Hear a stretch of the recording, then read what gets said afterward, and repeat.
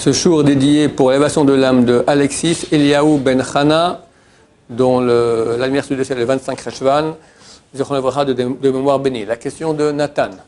Alors pourquoi est-ce que nous, juifs, n'acceptons pas les pseudo-prophéties de l'islam, en tout cas les revendications divines de l'islam?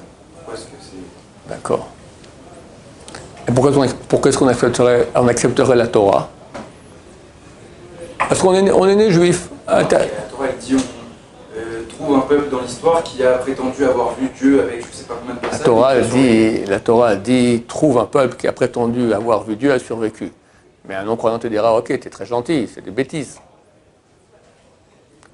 Je peux plus croire. Ça a l'air plus logique déjà que Dieu se dévoile à Mohammed et lui donne du prophétie que me raconter qu'un peuple entier il a vu Dieu. Si un peuple entier il a vu Dieu, des femmes, des enfants, des ânes, etc., tous ils ont vu Dieu, alors pourquoi que Mohammed n'aurait pas vu Dieu? Je demande aux Ishmaélites de ne pas couper ce passage-là et de le mettre tout seul dans leur site. Parce qu'après ils disent voilà, la preuve Rav Shaya a compris que l'islam est préférable que le judaïsme. Je suis dans un développement, d'accord? On va voir du début à la fin. Beaucoup de gens peuvent dire je suis né juif, c'est pour ça que je crois au judaïsme. Je crois en Dieu, on fait Pessah, traditionnaliste, etc. Mais si j'étais né palestinien, ben j'aurais cru en Palestine, d'accord, Mohammed et Yasser Arafat, etc. Si j'étais né chinois, j'aurais cru, je ne connais pas l'idole des Chinois, d'accord. Si j'étais né hindou, j'aurais cru à Bouddha, etc. Donc, c'est pas bien de dire le nom des idoles. Alors, chacun a sa croyance. Comme on disait quand j'étais jeune, on disait, ta liberté s'arrête où commence celle des autres. Donc tu veux croire, ok, fais ce que tu veux, mais chez toi, arrête d'embêter les autres avec tes histoires. Ça veut dire en deux mots, personne n'est certain d'avoir la vérité, et tout le monde croit en quelque chose qui a de fortes chances d'être faux. Parce qu'un dit c'est ça, l'autre dit c'est ça, et qui me dit qu'un a raison, ils ont tous tort. Si on va là où il n'y a rien, où il y a un crapaud, qu'est-ce que j'en sais, d'accord? Peut-être le jour on verra après la mort qu'on s'est tous plantés, c'était le grand crapaud qui était là-haut. Il rigolera bien. Réponse.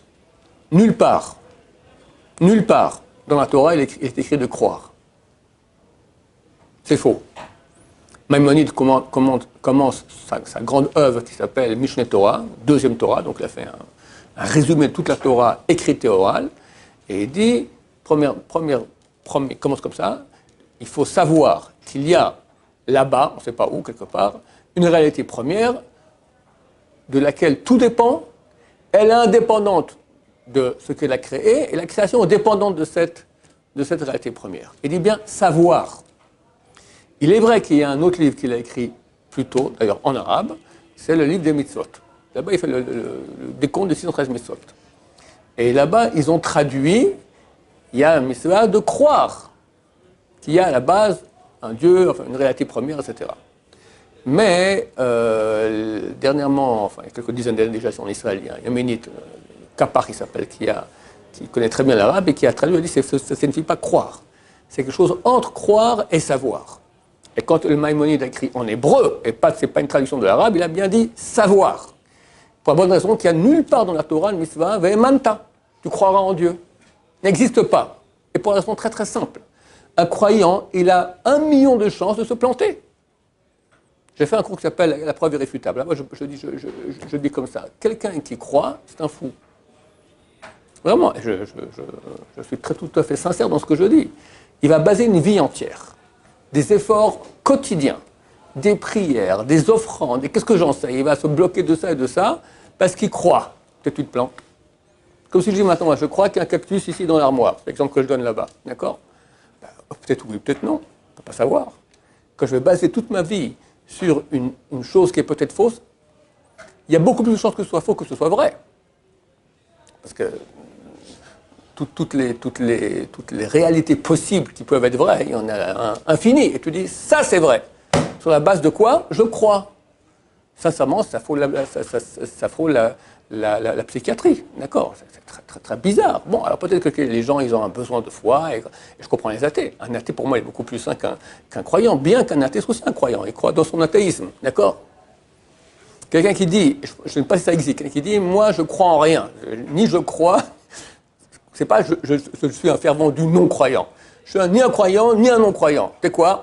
Je suis à un point d'interrogation toute la journée, je suis comme ça en train de poser des questions. Ça, c'est un type intelligent, mais je ne pense pas qu'il y en a des gens pareils, c'est insupportable de vivre dans le questionnement total. Moi, j'étais un très grand... avant que je connaisse la Torah, j'étais un chercheur de la vérité, je ne dormais pas la nuit, j'allais torturer, d'accord, torturer. Qui, quoi, comment, je vais la regarder, et tac. Bon, bonjour, Baruch Hashem, Dieu a pitié de moi, et j'ai vu où était la vérité. Pas j'ai cru, j'ai su. Donc, il y a le niveau le plus nul, c'est le croyant. Après, tu as le niveau du type qui, point d'interrogation, et ça, c'est déjà très puissant, et il n'y en a pas beaucoup comme ça. Et tu as le summum, le peuple juif, Baruch Hashem, qui, eux, ne croient pas. Ils savent. Où est la différence entre savoir et croire? Savoir. Je vois devant moi ce qu'on appelle un stylo bleu. D'accord? Ce n'est pas une croyance. Je crois que j'ai devant moi un stylo. Le type qui dit je crois que j'ai devant moi un stylo, il y a un problème, ça s'appelle la berlue. D'accord? C'est psychiatrique aussi. Je sais, je vois. Alors comment est-ce qu'on sait que la Torah est d'origine divine? Comment on voit? Alors, ceux qui vivaient il y a 3300 ans, ils ont vu Dieu au Mont Sinaï, donc ils ont dit, on ne veut pas croire, on veut voir, d'accord. Rotimé Malken, comme c'est écrit dans les paroles des sages, ils ont dit, on veut voir notre roi. Ok, Dieu dit, c'est bon, préparez-vous, et Dieu se dévoile, et Dieu s'est dévoilé. Mais nous, on n'a pas le luxe d'avoir toutes les générations, Dieu qui se dévoile, qui nous dit, coucou, c'est moi. Alors, on a une chose que Dieu nous a donnée, qui s'appelle la raison. La raison, d'accord, qui est un système de réflexion qui est super catégorique. Si quelqu'un est raisonnable à fond, il peut définir si une chose elle est vraie ou elle est fausse. Par exemple, si je dis si A est égal à B, c'est un raisonnement ça, si A est égal à B et B est égal à C, alors forcément A est égal à C. L'univers peut s'écrouler 1000 fois, toujours ça restera vrai. La raison, c'est au-delà de toute chose matérielle, c'est une chose qui est super puissante. Or, nous pouvons démontrer de façon rationnelle totale la véracité divine de la Torah.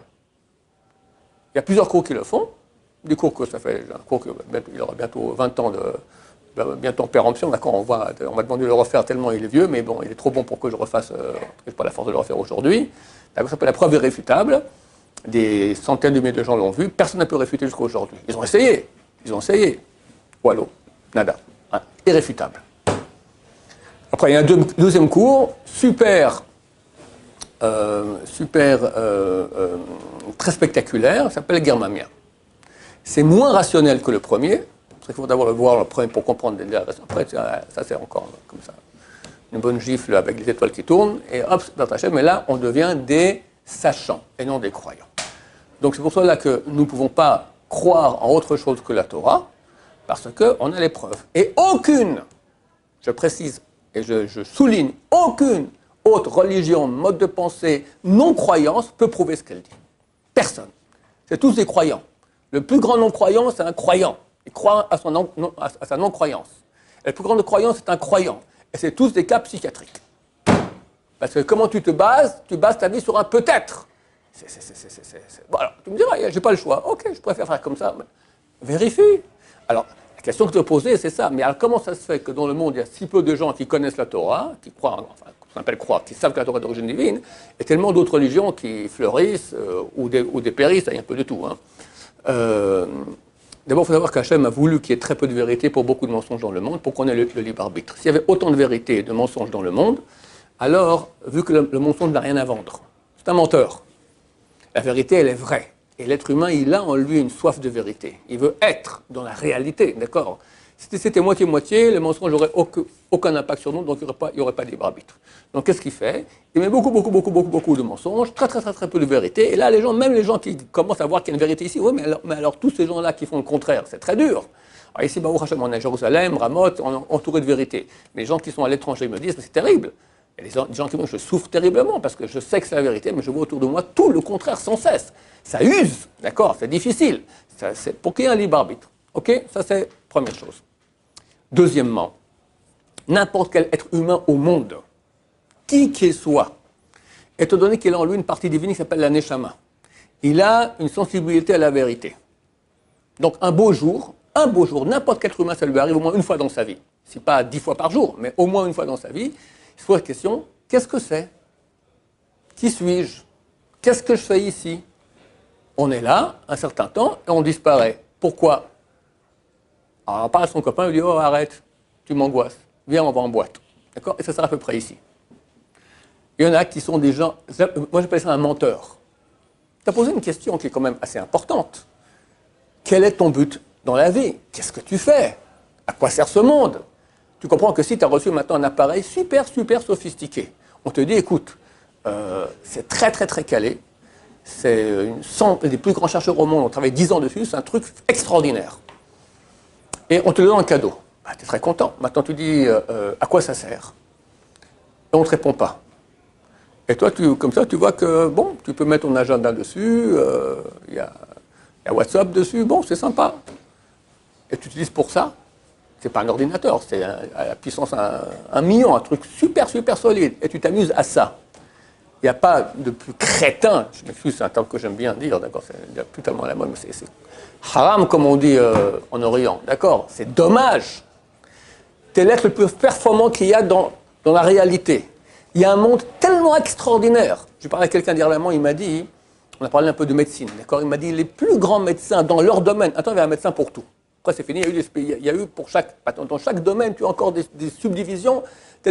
Chaque spécialiste, les grands, savent qu'ils savent très très peu dans leur domaine petit qui est très spécialisé. Je ne te parle pas de tout.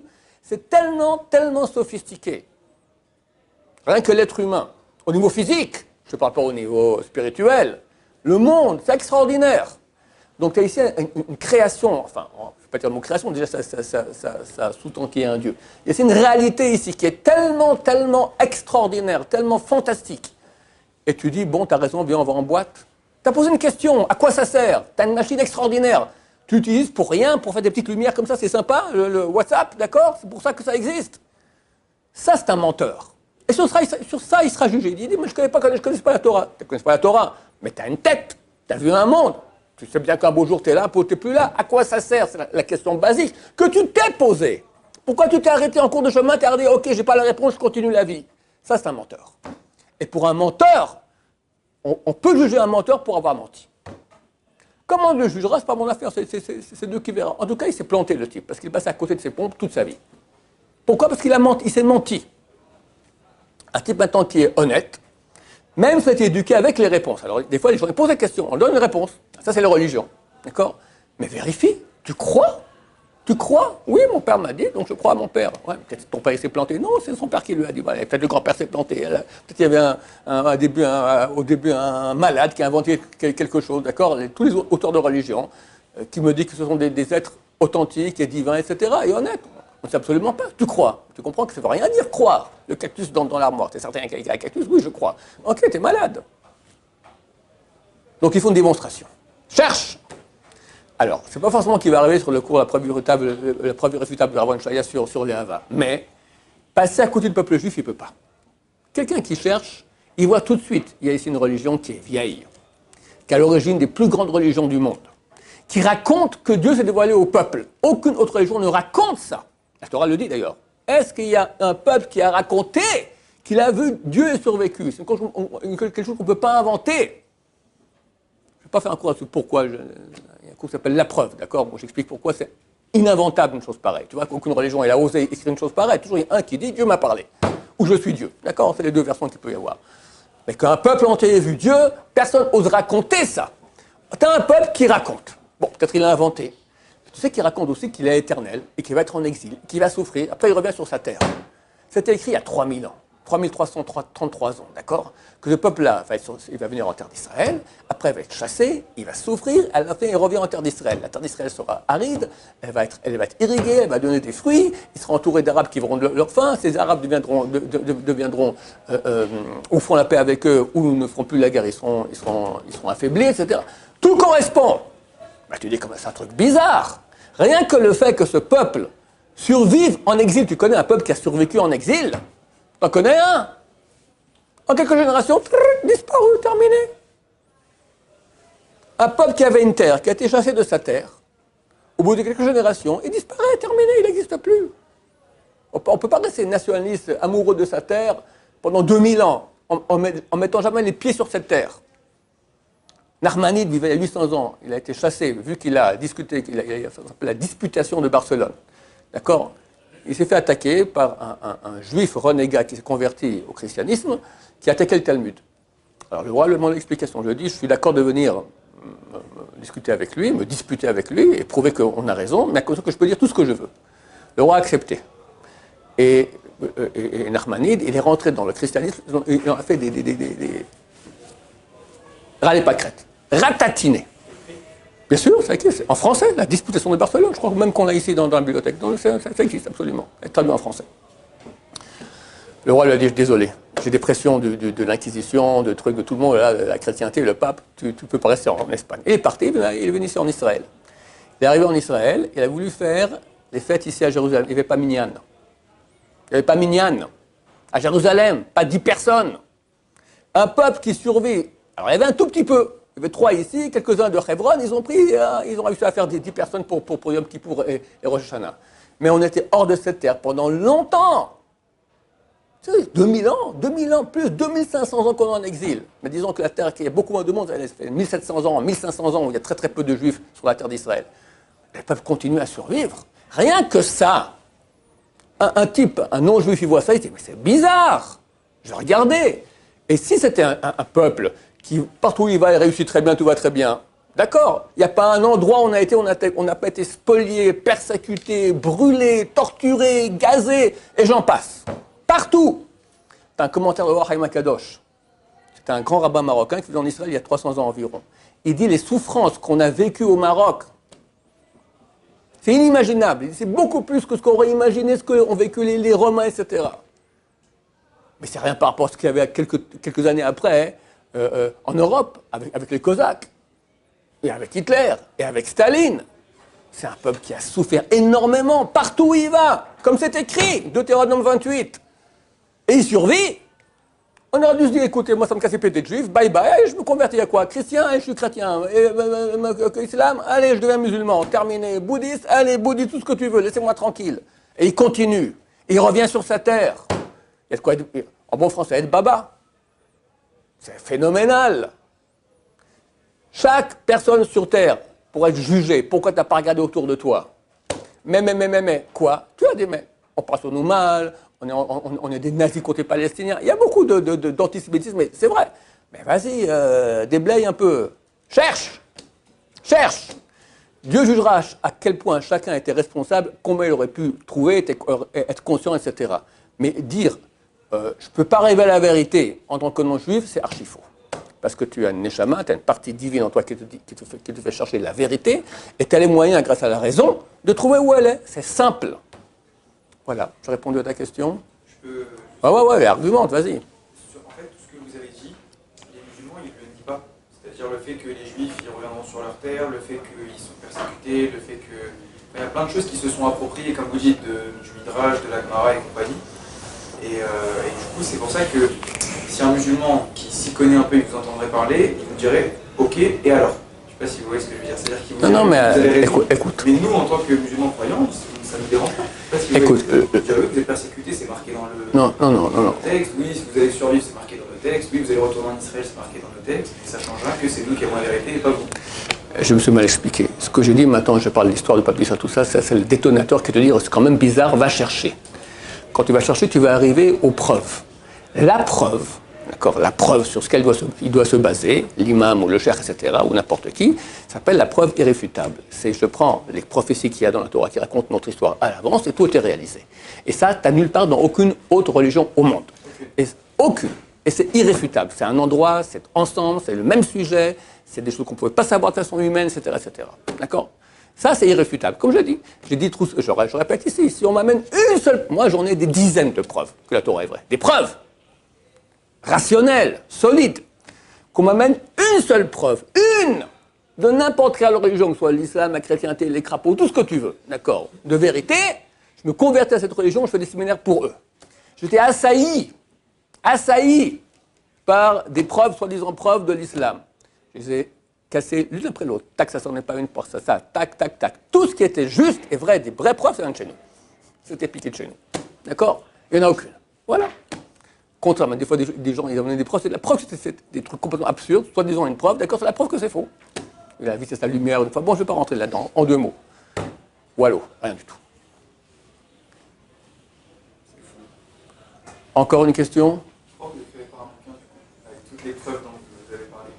Que vous avez dit genre des dizaines, des dizaines. La preuve irréfutable, la guerre mammaire, c'est déjà très bien. C'est déjà suffisant. Ça n'a pas besoin d'être un bouquin embêté. Non, ça suffit déjà. C'est bien. Pas quelques dizaines, c'est bon. Personne d'autre qui a eu des révélations prophétiques ou des rêves ou des trucs comme ça? Pardon? Dans l'histoire, il n'y a eu personne d'autre qui a eu des rêves où Dieu est apparu en rêve à cette personne? Mais j'en ai. Toutes les semaines, les gens m'écrivent que Dieu leur a parlé en rêve. Oui. D'accord. Alors, il y a un de plus. Parce que. À l'homme. Hein? Mais aussi nos prophètes, c'est en rêve. La plupart des prophètes juifs, c'est par ce biais-là. Le prophète, on le vérifie plusieurs fois. Il a dit de donner une chose future qui va arriver, qui c'est improbable, et ça arrive. Et si c'est pas vrai, on le tue, parce que c'est un faux prophète. Voilà, donc je pense qu'on a réglé le problème, c'est bon. Baruch Adonai, l'olam, amen, amen.